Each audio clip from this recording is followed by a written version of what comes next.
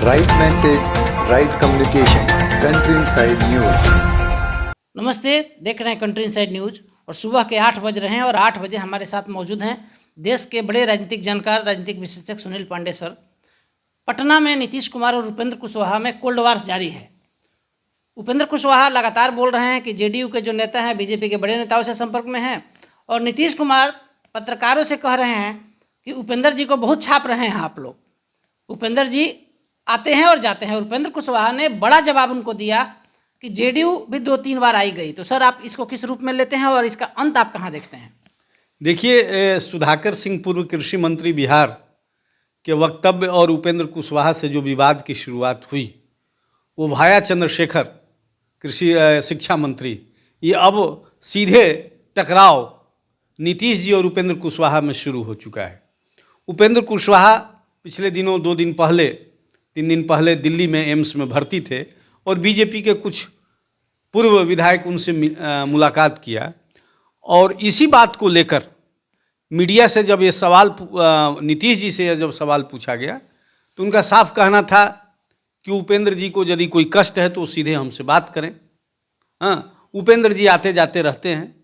लगे हाथ उपेंद्र जी पटना एयरपोर्ट पर जब दिल्ली से लौटे तो उन्होंने भी नीतीश को कड़े हाथों लिया, कड़े शब्दों से उनका प्रतिकार करते हुए, सीधे तौर पर नहीं लेकिन कहा कि जदयू के जो सबसे बड़े नेता हैं, जाहिर है नीतीश जी हैं, वो हमसे ज़्यादा बीजेपी के साथ कदम ताल करने के लिए बेताब हैं, उनके संबंध हैं और सरोकार रखते हैं। सवाल ये है कि आखिर ऐसी बातें उठ क्यों रही है? महागठबंधन में सरकार यदि चल रही है और इनका सरकार का सेहत ठीक है, महागठबंधन में शामिल दलों में एक वद्धता है, एक निष्ठा है, तो फिर ऐसे विवाद होने का कारण क्या है? तो इसकी शुरुआत भले ही जैसे भी हुआ हो, वो सुधाकर सिंह, चंद्रशेखर या दूसरे जदयू के प्रवक्ता हों या आरजेडी के प्रवक्ता हों, घुमा फिरा के ये सरकार के सेहत और महागठबंधन के सेहत के लिए ठीक नहीं है। अब सीधे तौर पर उपेंद्र कुशवाहा यदि नीतीश जी से उलझ रहे हैं और नीतीश जी भी कुछ जवाब दे रहे हैं, ऐसे जो सीधे तौर पर तो नहीं लेकिन परोक्ष रूप से उपेंद्र जी को अपना औकात बता रहे हैं, उपेंद्र जी उल्टे हाथ नीतीश जी को भी जवाब दे रहे हैं। तो भाई साहब, सवाल है कि आप पार्टी के सर्वश्रेष्ठ शीर्ष नेता हैं और आपके अंदर जो आपके आशीर्वाद और आपके आशीष से पल बढ़ रहा हो, मैं उपेंद्र कुशवाहा की बात कर रहा हूं, आखिर उनको कहां से इतना चार्ज मिल रहा है, कहां से ऑक्सीजन मिल रहा है जो ऐसी बातें कर रहे हैं? कल तक नीतीश जी की नजरें इनायत होने के लिए जो याचक बने होते थे या उन्हीं के दया याचना स्वीकार करने के बाद वो पार्टी में बड़े पदों पर आए, बड़े पद पर आए, एमएलसी बने, सरकारी सुख सुविधा का मजे ले रहे हैं और वो सीधे तौर पर नीतीश जी को बोल रहे हैं, तो मामला तो कुछ है। राजनीति वही नहीं है जो 2+2 4 होता है, यहाँ 6 होने की भी बात हो सकती है। तो मेरा मानना है कि सेहत के लिए ठीक नहीं है और कुल मिलाकर बिहार के लिए तो बहुत बुरा दौर चल रहा है। सब सरकार बचाने में लगे हुए हैं, एक दूसरे को नीचा दिखाने में लगे हुए हैं, जनता को लेकर कोई चिंतित नहीं है। सर, नीतीश कुमार जो जाने जाते हैं सुशासन के लिए, राष्ट्रीय जनता दल के भी मंत्री जो हैं जैसे कुशवाहा समाज के आलोक मेहता सहित सभी लोग अब 90-10 की बात शुरू कर दी हैं। तो क्या नीतीश कुमार को सर सभी जो कुशवाहा और कुर्मी के जो नेता हैं इनको ऊपर लगातार आरोप कर रहे हैं, क्या इसका ये लोग की क्या रणनीति है सर? देखिए, पूरी तरह से जातीय समीकरण, जातीय तुष्टीकरण, जातीय माया जाल में बंधवाने की राजनीति चल रही है। वो चंद्रशेखर की बात हो, वहाँ भी वो जाति को तोड़ने और तुलसीदास की व्याख्या जातीय दृष्टिकोण से करने के चक्कर में है।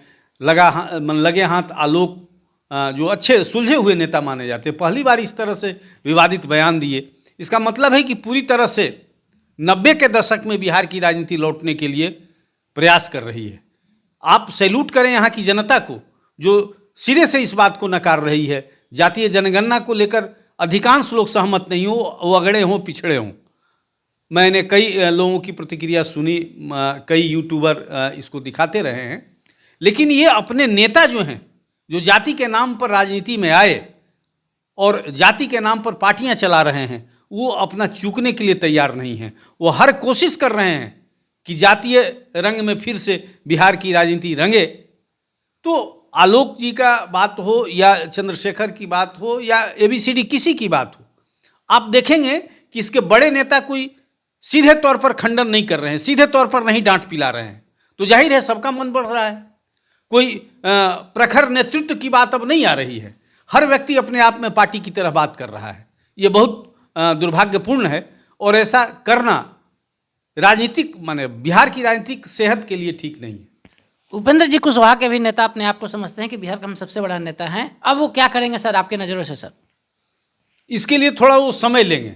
जैसे आप पिछले दिनों आपसे बात हो रही थी कि वो नहीं चाहेंगे कि खुद त्यागपत्र दें, जदयू उन पर कार्रवाई करे तो उनको जो सेवा सुविधा है वो मिलती रहेगी और वो पार्टी से बाहर चले जाएंगे। लेकिन वो खुद कुछ ऐसा काम नहीं करेंगे, माने खुद रिजाइन नहीं करेंगे, लेकिन जो राजनीतिक सूझबूझ उनके अंदर है वो अपना तिकड़मबाजी करते रहेंगे, ये उनके आचरण में है।